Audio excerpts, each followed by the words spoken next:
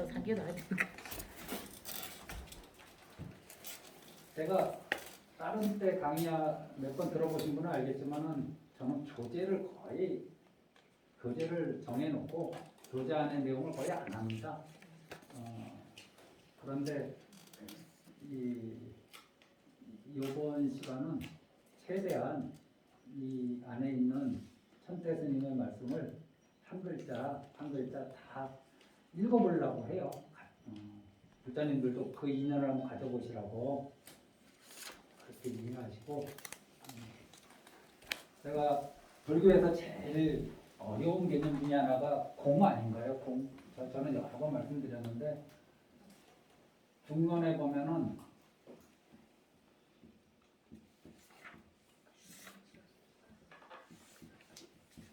인연소생법 아설즉시공.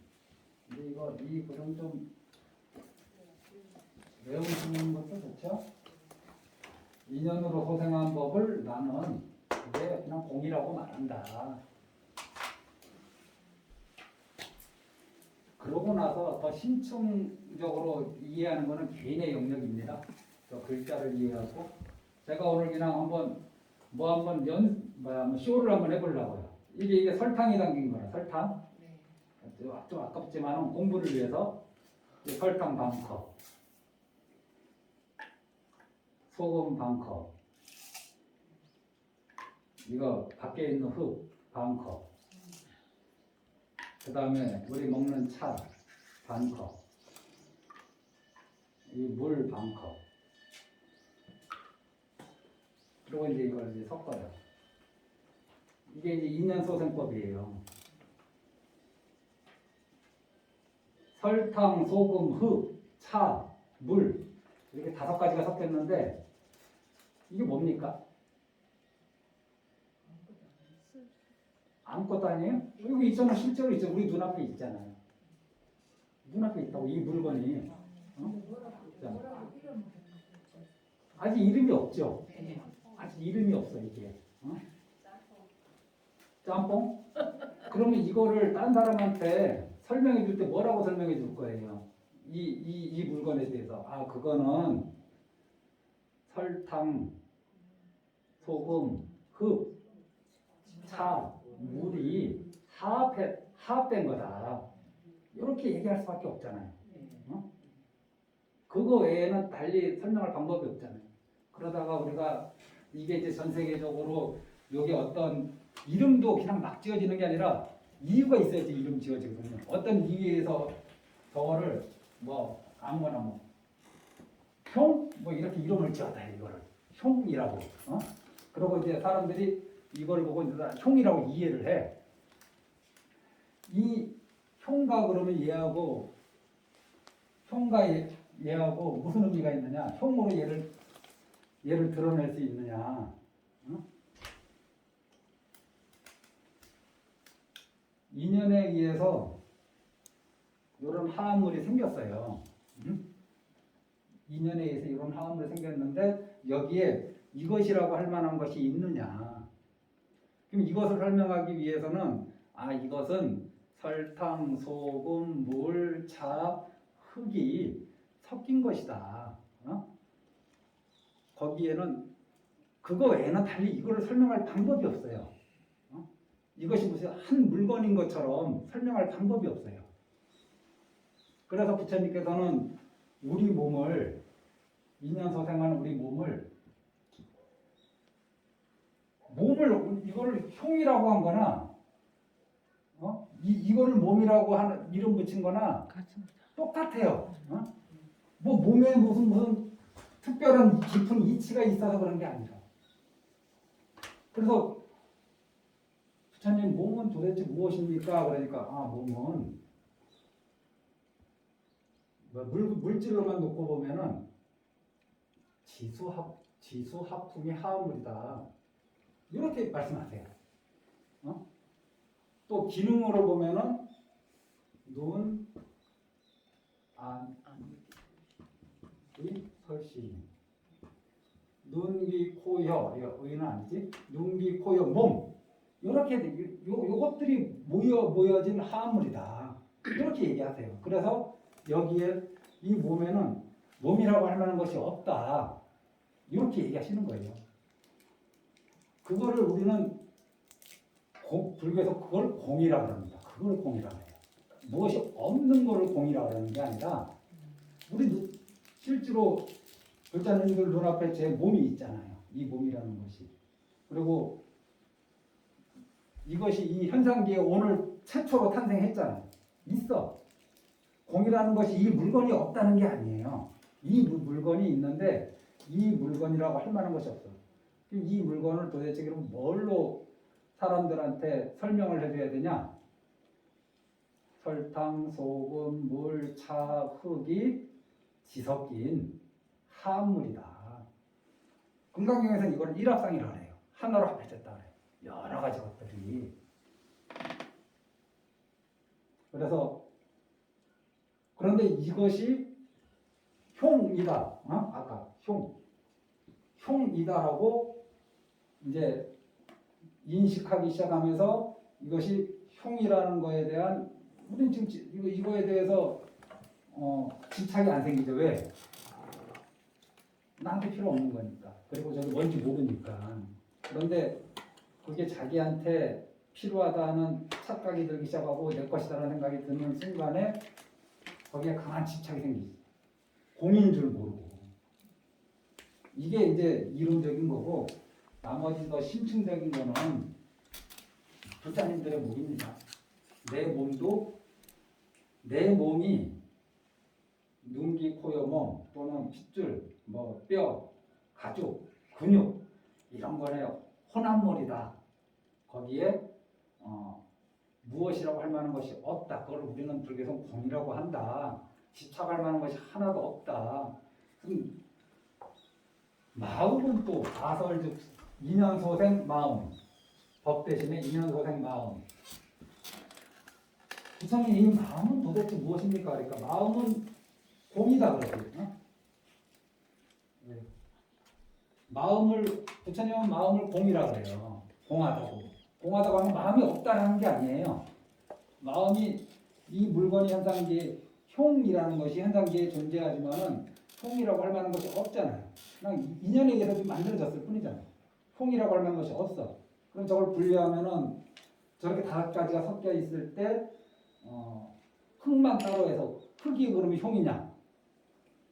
또 설탕이 흉이냐? 소금이 흉이냐? 아니잖아요. 이것이 다 기본법이 됐을 때 우리는 이걸 흉이라고 했잖아. 근데 흉은 실체를 진실을 드러내는 말이 아니라 그걸 뭐라 그래? 임시로 지은 이름이라 해서 가명이라고 그러죠. 이름은 제가 그래서 금강경 강의하면서도 여예야라는 이름 안에는 여예가 없다고 이런 말을 여러 번 말씀드렸어요. 그냥 가명. 부처님 마음은 그러면 마음이 왜 공합니까? 그러니까 이거는 느낌, 인식, 마음의 작용, 그 다음에 어떤 분별 이런 것의 혼합물이야 라고 말씀하신 거예요. 그러면 똑같이 모래가 흉이냐 이렇게 설명하듯이 느낌이 그러면 나냐 인식이 나냐 이렇게 치고 들어가세요. 이게 나라고 자꾸 집착을 하니까 내 마음이다 하니까. 그런데 스님 마음하고 내 몸하고 어떻게 저 흉하고 똑같습니까? 틀리지. 거기서부터 시작하시는 거예요. 공을 이해하실 때 틀리지 않다는 논리적인 이해와 체험적인 바탕이 그 공을 이해하는 중요한 관건이라고 저는 생각합니다. 나중에 흉을 이해하고 싶은 분은 나가서 이거 한 컵씩 드시고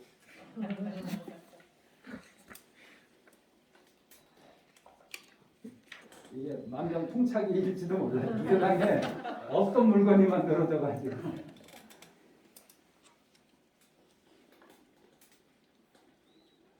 자, 28쪽 세 번째 의문이 뭐냐? 왜 꼭 아미타 부처님의 극락정토만 염원하는가? 왜 관세음보살님 하면 안 되고 지장보살님 하면 안 되고 왜 아미타 부처님만 얘기하는가? 모든 스님들이 그 의문을 이렇게 얘기하셨습니다. 시방세계의 모든 부처님의 정토는 그 법성이 평등하며 그 공덕 또한 똑같은 줄 압니다. 따라서 수행자는 그러한 일체의 공덕을 두루 생각하면서 일체의 불국정토에 왕생하길 염원해야 할 텐데 어찌하여 지금 꼭 한 부처님, 아미타 부처님의 극락정토만 외골수로 구한단 말입니까? 이는 평등성과 어긋나는 것이니 어떻게 정토에 왕생하겠습니까? 논리는 좀 그런데 우리 체험적으로 스님들은 관세음보살님 부르는데 이거 갖고 안 되는가요? 라는 의문을 많이 갖고 계시잖아요. 네. 그럼 천태 스님이 여기 답변을 어떻게 하셨나? 답변. 시방세계의 일체 불국토는 진실로 모두 평등하고 다만 우리 중생들은 근기가 둔하고 마음이 혼탁하며 산란스러운 자가 많소. 그래서 만약 오로지 한 마음으로 한 경계를 붙들어 잡지 않는다면 삼매가 이루어지기 어렵다고. 이 삼매의 특징이 뭐냐? 말을 많이 들었죠? 삼매, 선정, 지관법 할 때 삼았다. 이게 다 같은 말인데 특징이 뭐냐? 심, 일, 경, 성. 마음과 하나의 대상만 남겨두는 거예요. 내 마음으로 하나의 대상에만 집중하는 거. 이걸 심일경이라 그래요. 심일경. 이러지 않으면은 우리 마음이 집중할 수가 없어요. 아침에 아미타불 부르고 점심에 관세음보살 부르고 저녁에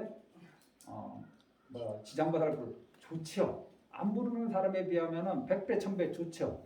하지만은 아침에 아미타불 부르고 점심에 아미타불 부르고 저녁에 아미타불 부르면 얼마나 좋겠나.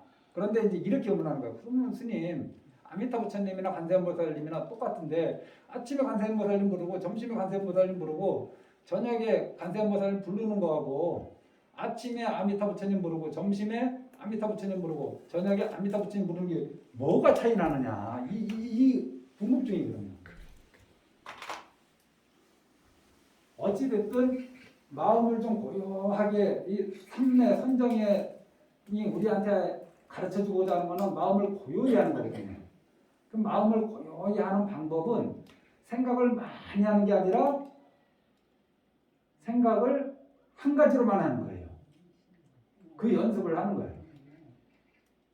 다른 생각을 다 올라오면 버리고 오로지 하나의 생각에만 집중하는 거. 마음이 하나의 대상에만 집중하는 거. 그럴 때 불자님들도 기도가 잘 된다고 얘기하잖아요. 기도하는데 막 이 생각도 나고 저 생각도 나고 막 그러면은 오늘 기도 망쳤다 그러지. 누가 그거를 생각이 많다고 해서 좋은 게 아니라는 거예요. 마음을 고요히 할 때. 그럼 왜 아미타 부처님만 부르라고 하느냐? 오로지 아미타불만을 산념함이 이제 염송하는 거예요. 염불하는 거죠. 곧바로 일상삼매라고 마음을 오롯이 모으기 때문에 그 불국토에 왕생하게 되는 것이고, 그래서 수원왕생경에서 이렇게 말씀하셨어. 보광보살이 부처님께 여쭈었다. 시방세계의 모든 정토가 널려 있는데 세존께서는 무슨 까닭에 오직 서방 아미타 부처님의 극락정토만 내세워 찬탄하시며 오로지 아미타 부처님에 전념하여 극락왕생하라고 권하십니까? 그러자 부처님께서 보광보살에게 이렇게 답하셨다. 연부제 중생들은 마음이 매우 혼탁하고 산란하나니 이러한 까닭에 서방 한 부처님 정토만을 내세워 찬탄하느니라. 모든 중생들한테 마음을 한 경계에 오롯이 집중하여 정말 아주 쉽사리 정토에 왕생할 수 있도록 이끌어 주민이라. 만약 일체의 모든 부처님을 전부 다 사념할 것 같으면 연불의 경계가 너무 넓어서 마음이 산만해지고 삼매가 이루어지기 어려우며 따라서 정토에 왕성할 수 없기 때문입니다. 또한 한 부처님의 공덕을 구한다고 해도 일체 부처님의 공덕과 전혀 차이가 없어. 위의 말씀은 이제 부처님 경전 말씀이고 이제 이거는 천태지자 스님 말씀입니다. 부처님법의 성품이 한결같이 똑같기 때문이요. 이러한 까닭에 아미타 부처님을 사념함이 곧바로 일체 부처님을 사념함이며 한 정토의 왕생함이 또한 곧 모든 부처님의 정토의 왕생함이 되어 그래서 하엄경에서 이렇게 말씀하셨어. 일체 재불신 일체 모든 부처님의 몸은 즉시 일불신 곧 한 부처님의 몸이니 일심일지에 하나의 마음과 하나의 지혜이며 역무의 역연 이 역은 이제 위심력 무예는 이제 무예심이죠.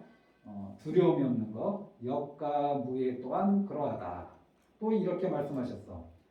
비여 정만을 비유하자면 맑고 둥근 다리 보응일체소 모든 물에 두루 비치듯 영상 수무량 영상 그림자가 비록 무량 한량없더라도 본월 미증이 본래 다른 결코 둘이 아닐세.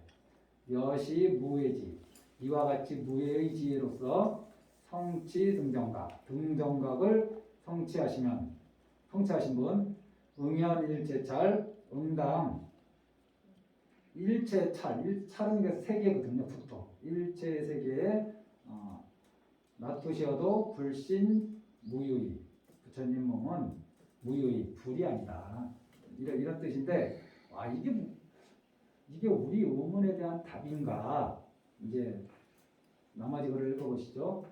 지혜로운 이는 비유로서 이해하고 깨닫는다오. 지혜로운 이여 지혜롭지 못하면 비유를 얘기했는데도 깨닫지 못하는 거예요. 네.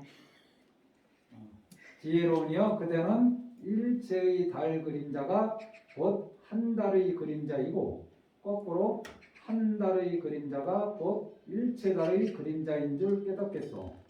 달과 그림자가 둘이 아니지 않소. 만약 그렇다면 마찬가지로 한 부처님이 곧 일체의 부처님이시고 거꾸로 일체의 부처님이 곧 한 부처님이신 줄도 아시겠구려.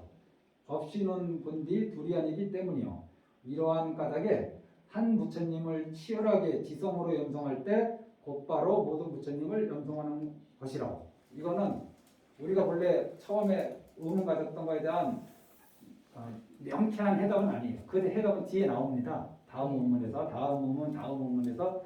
여기에서 주안점을 둔 그 대답의 핵심은 뭐냐면은 마음이 여러 가지 대상에 아무리 좋은 거라 그래도 그 대상이 아무리 좋은 거라 그래도 여러 가지 대상에 흩어져 있는 것보다는 하나의 대상을 한정하는 것이 좋다. 왜냐하면 기본적으로 우리들 마음은 눈, 귀, 코, 여, 몸 마음이 보면 보는 대로 끌려가고 들으면 들으는 대로 끌려가고 냄새 맡으면 냄새 맡는 대로 끌려가기 때문에 이것을 내가 또 보는 데 끌려가는구나 라고 이렇게 수행하는 방법이 있고 봐도 본 것이 아닌 수행이 있는 거예요. 수행 방법이 밥 먹을 땐 밥 먹는 줄 아는 수행이 있고 이거는 늘 깨어 있는 수행이에요. 밥 먹을 땐 밥 먹는 줄 알고 걸어갈 땐 걸어가는 줄 알고 이건 늘 깨어 있으라는 수행이에요. 그런데 또 어떤 수행이 있느냐면은 밥 먹어도 밥 먹는 줄 모르고 걸어가도 걸어가는 줄 모르고 이런 수행이 있는 거예요. 이런 수행은 뭐냐? 여러 가지 하나의 경계에 내가 마음이 집중되어 있을 때 시간 가는 줄 모르는 거고 옆에 누가 와서 떠들어도 그 소리가 귀에 안 들어와요. 늘 깨어있으면 옆에서 무슨 말하면 그 소리에 깨어있어야 되잖아요. 이 수행법이 사실은 틀리다는 게 아니라 부처님이 이 수행법을 권장하셨죠. 하지만은 굉장히 쉽지 않은 수행입니다. 생각보다. 늘 깨어있어라, 마음 챙겨라 하는 그런 말씀 많이 들을 텐데 그게 굉장히 어려운 수행이에요. 차라리 쉬운 수행은 그런 대상 경계에 깨어 있는 게 아니라 하나의 대상 경계만 딱 정하고 거기에 몰두하는 거죠. 이게 쉽습니다, 사실은. 쉽다는 게 상대적으로 쉽다는 거예요. 하나의 대상 경계에 집중하면 온갖 생각들이 또 온갖 생각들이 일어났다 사라지는 것을 또 알게 되거든요. 어찌됐든 여기서 이 법문의 핵심은 마음을 하나의 대상에 묶어두는 것이 중생이 갖고 있는 산란한 마음, 혼란심을 다스리는 가장 좋은 처방책이다. 이게 이제 요 세 번째 의문의 일단 답이라고 보시고, 그래서 아미타 부처님 한 분을 부르기를 권유한다.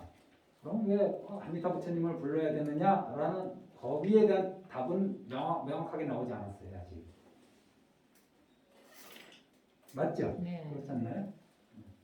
네 번째 의문이 뭐냐? 한 부처님의 정토에 왕생하길 염원하는 것이 모든 부처님 정토에 왕생하는 것과 같다고 한다면 시방세계 수많은 불국토 가운데 자기 마음대로 어느 한 부처님의 정토를 염원하여 거기에 왕생하면 될 텐데 어찌하여 그렇게 하지 않고 하필 아미타불만 염성해야 된다고 왜것으로 주장하십니까? 이 답변이 뭐냐? 앞에 물음의 앞에 세 번째 답의 핵심은 마음을 하나의 대상에 집중하라. 응? 여러 개 하는 게 좋은 게 아니다. 그 말은 뭐냐? 여러 개에 다 깨어 있는 게 좋은 게 아니다. 이제. 하나에만 깨어 있고 나머지를 없는 듯이 사는 게 오히려 마음 삼매를 얻는데 이게 지름길이에요. 일체 모든 거에 깨어 있으려고 그러면은 있다 보면 이 소리도 들리죠. 내 눈에 저 풀도 보이죠. 좋죠. 일체 모든 경계에 깨어 있으면 좋죠. 그렇게 깨어 있는 게 쉬운 길이냐? 내가 이 소리가 들려도 지금 이 소리가 이거 무슨 앰프에서 나는 소리인가? 이거 여기에서 나는 엥 소리, 기계 소리가 나는데 만약에 제가 연구를 하면 이 소리 못 듣습니다. 이 소리가 없어진 게 아니에요. 있는데도 제가 마음을 어떻게 하나에 집중하기 때문에 이 소리가 제 귀에 없는 듯이 느껴지는 인식되는 거예요. 우리 범부 중생들은 지혜가 없기 때문에 감히 스스로 독단해서는 안 되고 부처님 말씀을 오롯이 듣고 따라야 하고 그래서 아미타 부처님만 염송하라고 내세울 수 있는 것이요. 그러면 어째서 또는 어떻게 부처님 말씀을 듣고 따른단 말이오. 위대하신 스승 석가모니 부처님께서 한평생 설법하신 걸 보면 거룩하신 가르침 곳곳에서 오로지 중생들한테 일심전념으로 아미타불만 염송하여 서방극락세계에 왕생하라고 간곡히 권하셨어. 예컨대 무량수경이나 간무량수경, 왕생론 등 수십여 부의 경전과 논장들에서 한결같이 서방정토에 왕생하라고 은근히 가르치고 간곡히 당부하셨어. 그래서 아미타불만 외골수로 염송하라고 내세우는 것이요. 또 아미타 부처님께서는 특별히 대자 대비하신 48 48가지 큰 서원을 세워 우리 중생들을 이끌어 맞이하고 계시오. 그리고 간무량수경에서는 이렇게 말씀하셨어. 아미타 부처님은 84,000 상을 지니셨는데 하나하나의 상마다 각각 84,000 호가 간직되었고 상은 누구나 인식할 수 있는 신체적인 큰 특징을 얘기하고 호는 유심히 봐야지 알아차릴 수 있는 미세한 신체적 특징을 호라고 합니다. 그래서 우리가 합쳐서 상호가 좋다 그러는 게 그냥 일반 용어로 많이 쓰잖아요. 저 사람 상호가 참 좋다. 그럴 때 이 상은 그냥 딱 보면은 누구나 알 수 있는 신체적 특징. 눈이 이렇게 어떻고 코가 어떻고 귀가 어떻고 입이 어떻고 손이 어떻고 그런데 이제 호는 그렇게 봐서는 모르고 좀 유심히 들여다봤을 때 잔주름도 참 이쁘구나. 뭐 손바닥에 지문도 참 이쁘다. 뭐 이렇게 유심히 봐야지 알 수 있는 걸 요구라고 하죠. 하나하나의 호마다 각각 84,000 강명을 놔두시어 모든 법계의 연불하는 중생들을 두루 비추시면서 하나도 빠짐없이 모두 거두어 들이시니라. 그래서 만약 아미타불을 염송하기만 하면 그 착한 근기와 정성이 부처님의 서원과 서로 감응하여 틀림없이 극락왕생하느니라. 이게 아미타 부처님의 대원이 있기 때문에 아미타 부처님을 부르는 것이 맞다라고 믿으시라는 거예요. 아미타 부처님 내 이름을 부르면은 포기하지 않고 저 중생을 극락으로 내가 인도하리라 라는 그런 원력을 세우셔서 그 원력을 바탕으로 수행하시고 그 수행의 끝에 부처님이 되신 분이기 때문에 이 발언한 것이 성취된 거거든요. 그래서 꼭 다음 생에 정토 왕생을 하고 싶은 분은 아미타 부처님을 부르는 것이 가장 빠르다. 간세음보살님도 아미타 부처님을 따라다니시는 좌우 부처 중에 한 분이시다. 지장보살님도 그래서 늘 뭐라고 찬탄하시냐면 아미타 부처님을 불러야 된다고 찬탄하시고, 석가모니 부처님도 아미타 부처님을 불러야 된다고 찬탄하시는 거다. 모든 불보살님들이 정토에 왕생하는 가장 빠르고 확실한 길, 그리고 쉬운 길이 아미타 부처님 한 분만 얘기하고 계시는 데는 그만한 이유가 있는데 그 이유 자체를 믿지 않는다면, 부처님의 불보살님의 말씀 자체 이걸 믿지 않는다면 첫걸음도 떼지 못하는 거죠. 그 다음에 또 설명 나옵니다.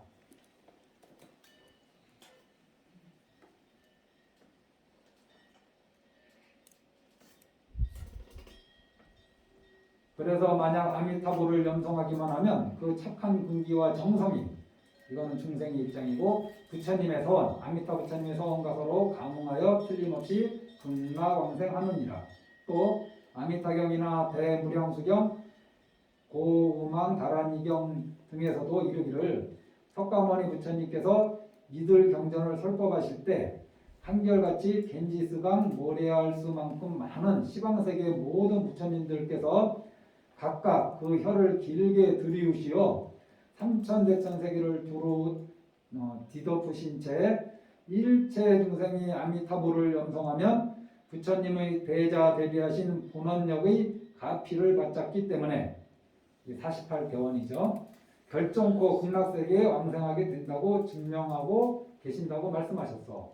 우리는 아미타 부처님이 우리 사바세계와 잠옷 각별한 인연이 있으심을 알아야 하고, 어찌 그런 줄 아는고 하면 무량수경에 말세의 부처님법이 소멸하는데 특별히 이 경전만 세상에 100년간 더 남겨두어 인연 있는 중생들이 저 극락정토에 왕생할 수 있도록 이끌어 맞이하리라 고 말씀하셨기 때문이요.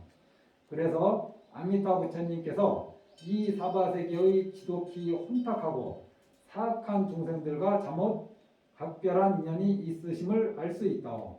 물론 그 밖에 다른 부처님들의 모든 정토도 한두 경전에서 중생들한테 거기에 왕생하길 바라라고 대략 권하시고는 계시오.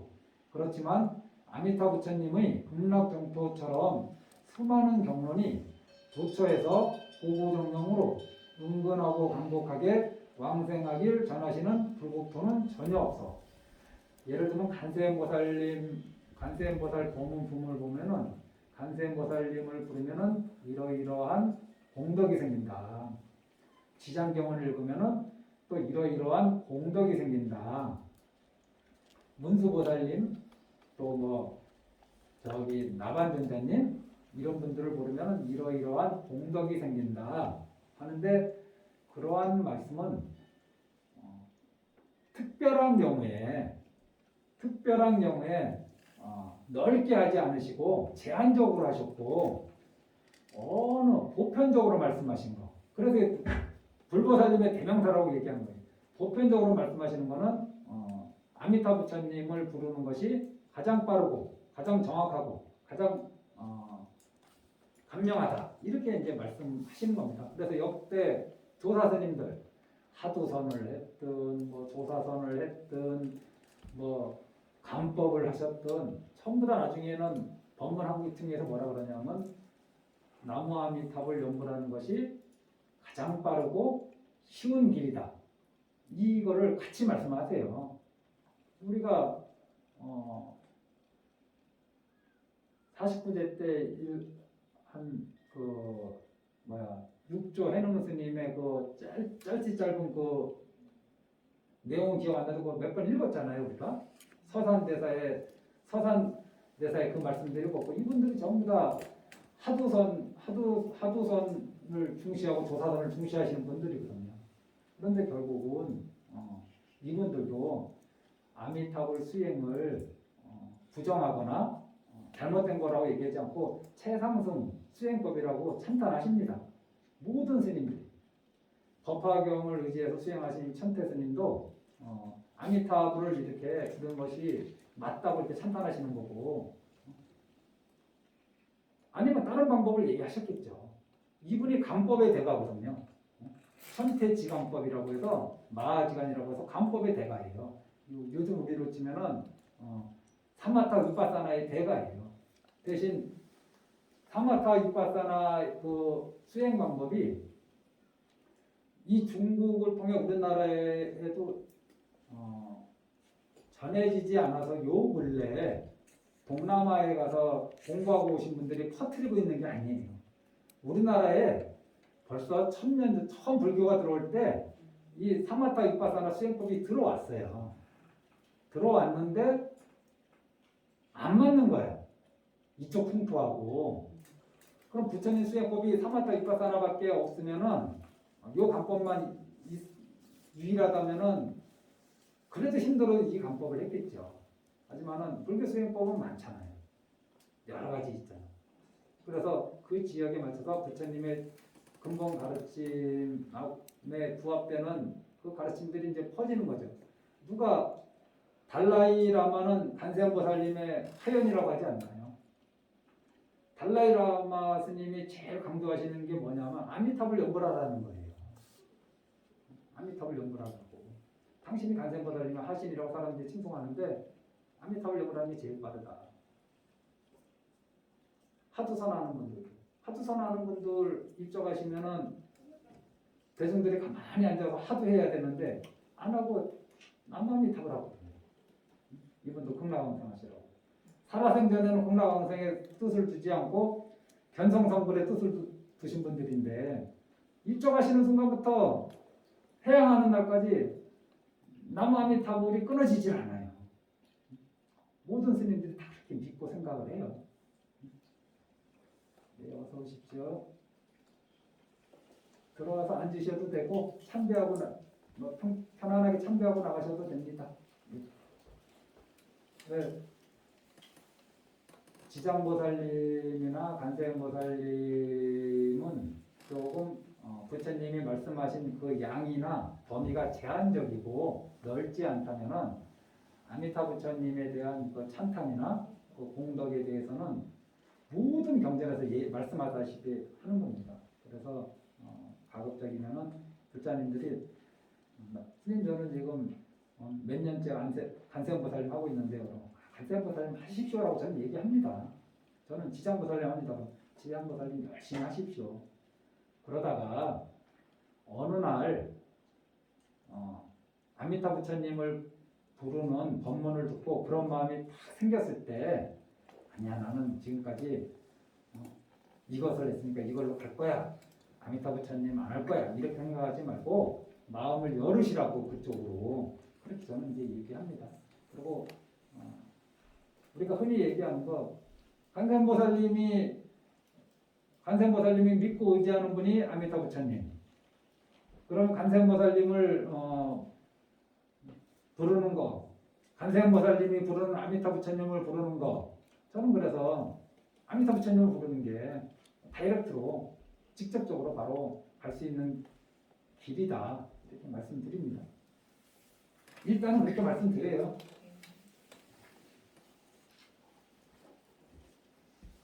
자, 34쪽. 그리고 아직 의문이 해결되지 않았어요. 개별적으로. 그건 또 한 번에 다 얘기 안 하시고 사이사이에서 계속 말씀해 주십니다. 다섯 번째 의문이 뭐냐? 번뇌망상에 얽매인 범부 중생들은 제약의 업장이 몹시 두텁고 무거워 한없는 번뇌망상을 털어끈 만큼도 끊지 못하고 있습니다. 그런데 서방경토는 시방상계를 벗어나 있다고 하던데 번뇌망상에 얽매인 범부 중생들이 어떻게 영생할 수 있겠습니까? 이게 보통 우리가 많이 하는 고민 중에 하나거든요. 첫 번째 고민은 앞에 고민은 뭐냐? 스님 저는 지금까지 간센보살님만 해왔고 지장보살님만 해왔는데 자꾸 아미타부처님을 하라 그러니까 괴롭습니다. 마음이 불편합니다. 그리고 간센보살님을 지금 오랫동안 불러왔는데 아미타부처님을 하려니까 익숙하지도 않고 입에서 잘 나오지도 않고 그럽니다. 그럼 간센보살님으로 계속 가면 안 됩니까? 이거에 대한 의문. 지금은 제가 과거 전생은 몰라도 이번 생에 살아온 지난 날을 돌아보건대 또 요즘 제 마음 상태를 보건대 마음이 그렇게 깨끗하지 않은 것 같습니다. 제 마음속에 누구에 대한 원망과 미움도 많았고 욕심도 많았고 어리석음도 참 많아서 정말 이 아미타불 연불 하나만으로 이 모든 것을 끌어안고서 모든 번뇌망상이 있는 상태로 정토에 왕성할 수 있는 겁니까? 업장이 소멸될 수 있는 겁니까? 이런 의문이 있잖아요. 나는 해도 안 돼. 왜? 업장이 두터워서. 이런 생각을 하는 거예요. 나는 지은 죄가 많아서. 불자님들한테 뭐 하라 그러면 제가 지은 죄가 많아서. 지은 죄가 많으니까 하라는 거죠. 지은 죄가 없는 사람은 몇 번만 하면 갈 수 있는 길을 지은 죄가 많은 사람은 조금 더 해야 되는 거거든요. 그래서 조금 더 하라고 하는데 거기다가 지은 죄가 많아서 이러면 안 하려고 하는 게 문제지. 지은 죄는 상관이 없어요. 두 가지 연분이 있으니 첫째는 자력이고 둘째는 타력이고 자력은 자기임. 자력이라 하면 자기 스스로 이 세계에서 도업을 닦는 것이니 진실로 서방경토에 왕생할 수 없어. 그런 까닭에 영락경에 이렇게 말씀하셨어. 번뇌망상에 얽매인 범보 중생이 불법성 삼보도 모르고 선악의 인과응보도 알지 못하다가 처음으로 보리심을 낸 때로부터 믿음을 바탕으로 부처님 가르침 안에 머물면서 계율을 근본으로 삼고 보살계를 받아 지닌 다음 지금 요새 우리가 뭐 하는 거 아닌가요? 삼기계도 받고 보살계도 공부하고 한 생 한 생 계속 이어가며 계율을 지킴에 어그러짐이 없도록 수행해 나간다. 그렇게 하기를 1급, 2급, 3급 계속해 나가야 비로소 초발심주에 이른다. 이게 무슨 말이냐? 이 소승경전에서는 사람이 이게 제가 이렇게 있다가 바로 부처가 되는 게 아니라 수행의 단계가 있다는 거잖아요. 그래서 저기에서는 성인만 해도 수다원이 있고 사다함이 있고 아나함이 있고 아라한이 있다. 이게 각각 끊어나가는 번뇌가 여기서는 뭐가 끊어지고 여기서는 뭐가 끊어지고 여기서는 뭐가 끊어지고 여기서는 다 끊어진다. 이 수행의 단계가 있잖아요. 이게 이제 소승 경전에서 얘기하는 거고 대승경전 하음경이나 무슨 대승 모든 경전에서는 약간씩 틀리지만 공통점이 뭐냐? 십신, 십주, 십행, 십회양, 십지, 그 다음에 등각, 묘각, 이렇게 얘기해요. 그럼 총 몇 개인가? 네, 5, 52, 10개잖아. 믿음의 그 수준이 10단계로 나눠진다는 거예요. 주는 몸을 주자거든요.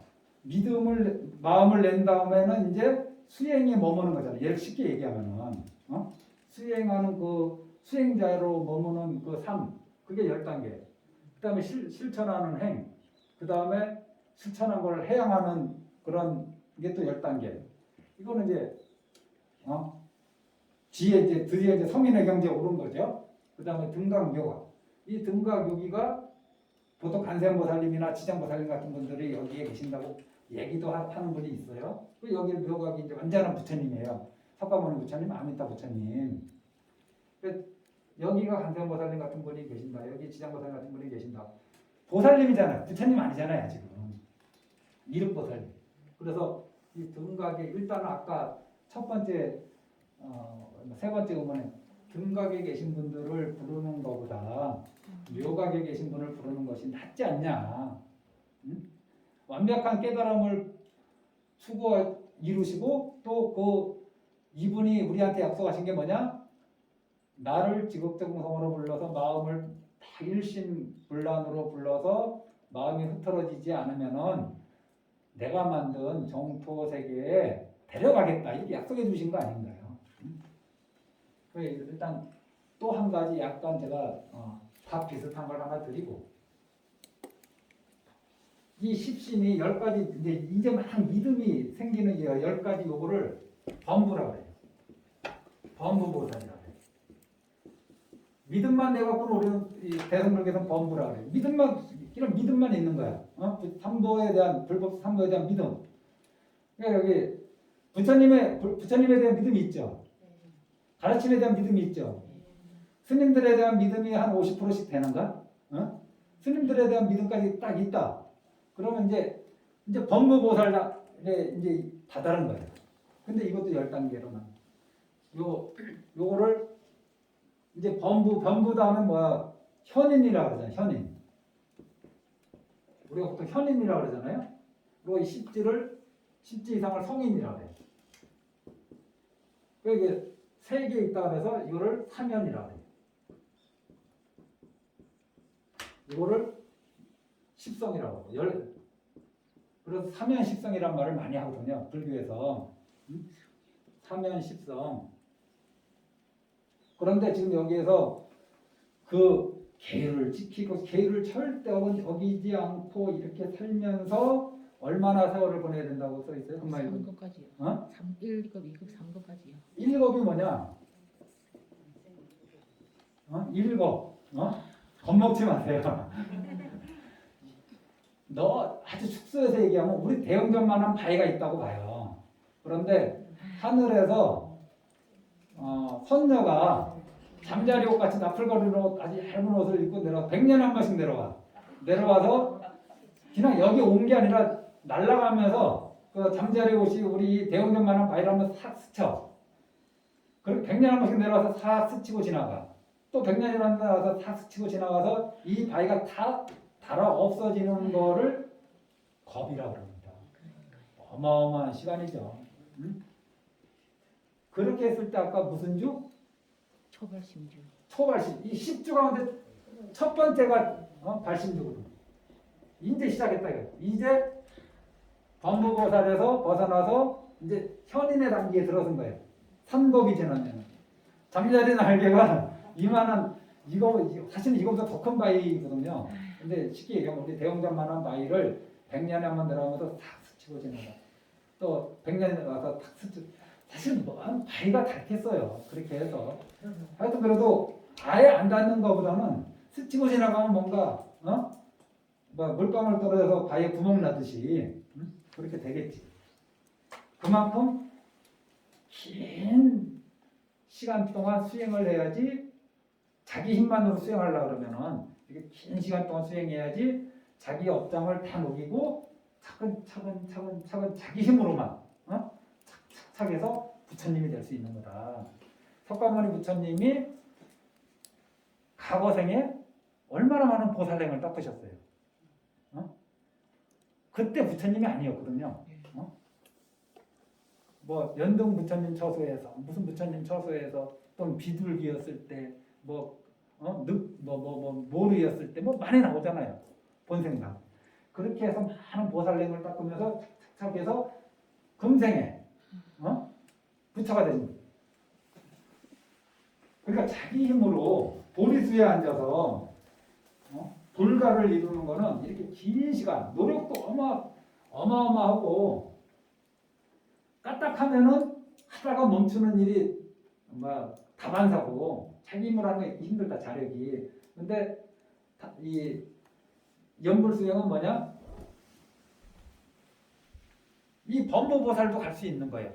믿음을 내기만 하면은 이미 부처님이 주시하고 있는 거예요. 그래서 여기까지 가야지 되는 게 아니라 요 정도까지만 오면은 부처님이 알아서 가장 수행하기 좋은 처소로 데리고 가겠다는 약속을 하신 거예요. 이 사람을 이 자리에서 부처를 만들어서 데려가는 게 아니라 고생했다. 근데 이렇게 어려운 곳에서 힘들게 하지 말고 좀 쉬운 환경이 있는 곳으로 가자. 데려가겠다고 약속을 하신 거예요. 뭐 다른 걸 약속하신 게 아니라 여기서 애들 때문에 남편 때문에 아내 때문에 시어머니 때문에 연불하기 힘들지. 그런 거 없는 연불하게 딱 좋은 환경만 있는 그런 세상 내가 만들어 놨으니까 거기 가자. 거기 가기만 하면은 지금 네가 느끼는 그러한 심리적인 갈등이나 번뇌 이런 게 일어날 환경이 하나도 없다. 좋은 세상이다. 거기 가자 우리. 그렇게 해서 약속해 주신 거예요. 그래서 여기서 조금만 오면 돼요. 우리가 조금만 가면 되는데 왜 못 가? 믿음을 내지 못하니까 못 가는 거예요. 믿음을 내지 못하니까. 의심하니까 못 가는 거예요. 응? 의심 없이 연불하는 사람들이, 그러니까 의심하면서 연불하는 사람도 많아요. 그러면 이 사람이 십신을 건너뛰고 이만큼 온 거냐? 그건 아니잖아요. 아직 여기도 못 들어간 거야. 실제로는. 믿음의 자리도 사실 못 들어갔다고 봐야 돼요. 극락세계에 왕생하는 게 잘 믿기지 않는다면은 우리도 그러잖아요. 불자님들끼리 저기 저래 가보자. 거기 스님 참 좋다. 신행하기 좋다. 여기하고 다르다. 사람들도 좋고 가면 사람들 일에 얽매이지 않고 좀 편안하게 기도 수행할 수 있다. 이런 말 불자님들끼리 하시지 않습니까? 그래서 거기 가서 만약 정말 그렇다면은 기존에 있던 것보다 훨씬 기도 수행이 편한 거잖아요. 마찬가지로 부처님께서 그런 장소를 제공해 놓으신 거예요. 그런 장소를 내 원력으로 만들어 놨으니까. 근데 아무나 갈 수 있는 게 아니라 믿음을 내고 연구를 좀 하면은 데려가겠다 이거예요. 인연이 없으면 데려갈 수 없잖아요. 다른 절도 마찬가지야. 인연 없으면 못 가는 거 아닌가요? 수행하기 좋은 절.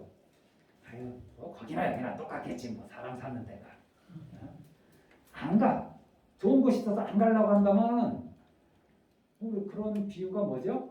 운물에 뭐를 끌고 갈 수 있어도 물 먹고 안 먹고는 누구 마음이에요? 소 마음 아닌가요? 개울에 끌고 가든지요.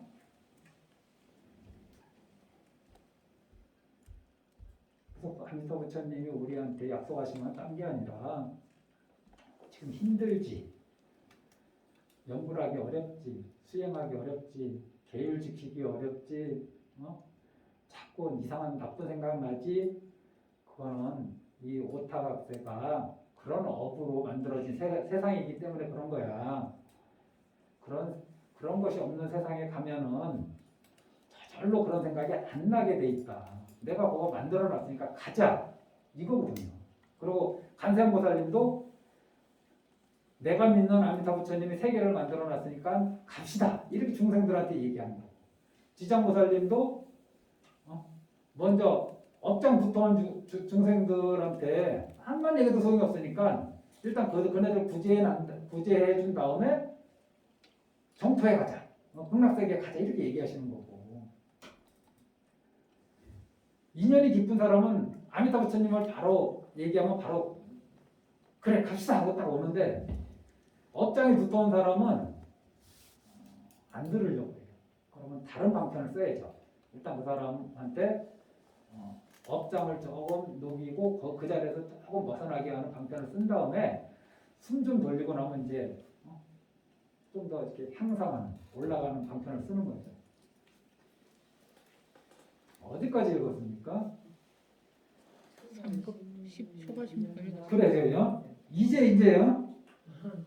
1만 겁이 꽉 차야 바야흐로 제6 정심주의 이렇게 되고 아직 10주에 주자 붙은 게 10주라. 범보보살 바로 다음에 단계거든요. 1만 겁이래. 이게 경전에 나온 말씀이에요. 만약 여기서 더 한층 정진하여 제7 불태주에 이를 것 같으면 불태주가 뒤로 이제 퇴전하지 않는다는 거거든요. 이제는 다시는 다른 생각 안 하고 오로지 수행만 생각하는 그 단계에 이르는 거예요. 불태주가. 여기가 바로 종성이다. 종성이 불종성. 드디어 이제 중생 세계에 대한 관심은 뚝 떨어지고 이제 부처님에 대한 마음만 남는 거죠. 이 종성이 재밌는 글씨예요.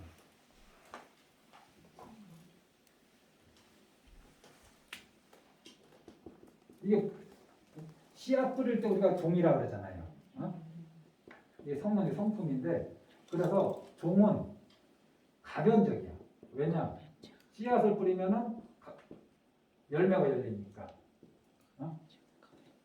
그래서 우리가 바뀔 수 있는 거예요. 바뀔 수 있는 거예요. 그럼 무엇으로 바뀌느냐? 이 성은 바뀌지 않는 자리를 얘기해요.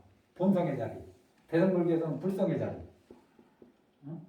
근데 지금 우리가 불성을 드러내지 못하고 있잖아요. 네. 불성이 없는 게 아니라 불성을 드러내지 못하고 있는 거라. 그럼 불성을 드러내는 건 뭐냐? 이 가변적인 여기에다 힘을 줘야 돼. 여기다 힘을 주면은 그게 이제 십심. 1만 것 동안 딱 보면 제6 어디에 가고 막 이런 힘을 주면은 이 종자가 이제 종자로만 계속 그 모양을 유지하는 게 아니라 다른 걸로 변해가잖아요. 씨앗이.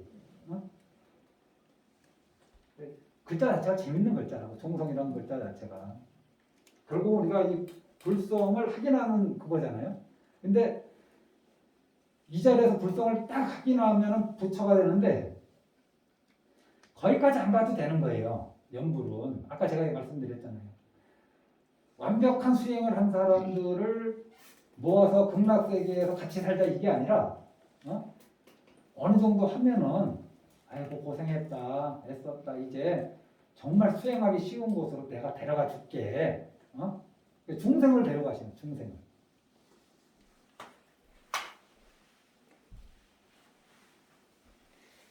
아미타 부처님이 손짓하는데 계속 안 가겠다고 하는 분들 많거든요.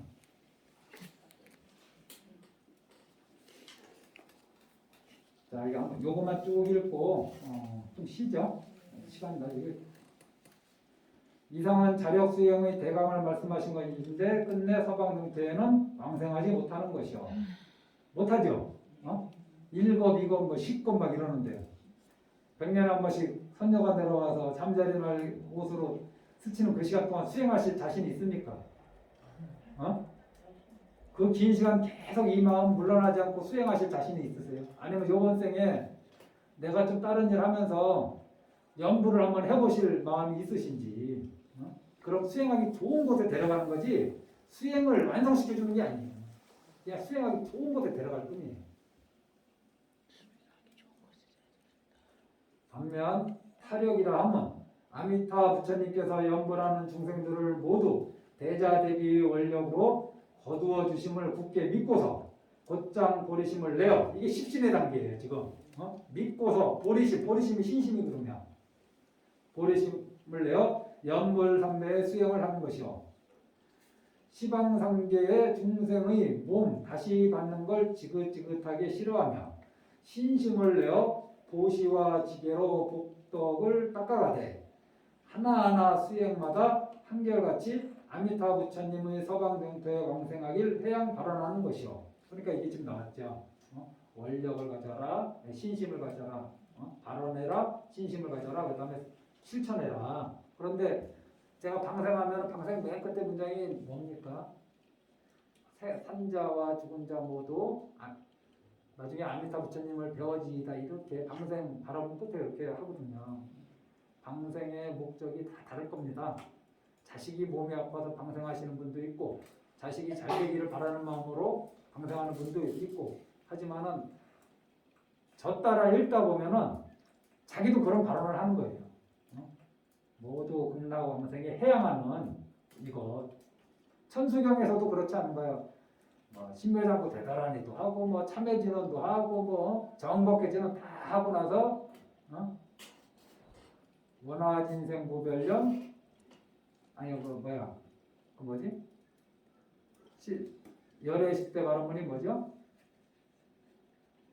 거기에 갑자기 생각이 안 나냐? 첫 번째 열의 10대 발언문 첫 번째가 뭡니까? 왜 한글로만 해가지고 한 10년을 한글로만 했더니 한문을 잊어버렸네. 늘상 입에 달고 사는데 원화영리 사막도 원화결정 생안양 이것도 나오죠. 안양이 그게 극락세계를 얘기하는 거거든요. 원화속견 아미타. 죄송합니다. 제가 한 10년 동안 한글로만 천수경 했더니 한문이 충분히 그럴 수 있어요. 원화속견 아미타야. 이 천수경에서도 결국 바라는 게 뭐냐? 중생들이 어서 빨리 아미타 부처님 뵙기를 발언하는 거예요. 그런데 천수경 하면서도 아미타 부처님을 배우려고 하지 않는 거예요. 그 안에 발언이 그게 들어가 있는데. 우리 또 원이차 공덕, 이 모든 공덕, 보급을체, 아등여 중생, 나와 모든 중생들이 당생 극락, 모두 극락세계에 태어나서 그 다음에 뭐예요? 무량수 부처님 뵙는 게 그 발언 아닌가요? 매번 하는데도 아미타 부처님 부르는 거에 대해서 확신을 못 가지고 의심을 해요. 계속 그냥 모든 곳곳에 다 이 말이 다 들어가 있는데 쓰면서도 시바상계의 중생 이거 읽었죠? 그러면 아미타 부처님의 원력가피에 편승하여 중생 자신의 근기와 정성이 서로 감응함으로써 곧장 서방 형태에 영생할 수 있어. 그래서 10주 비과사론에 이렇게 말씀하셨어. 여기까지 하죠. 더 오래 하시면은 부처님들 집중력 떨어진다.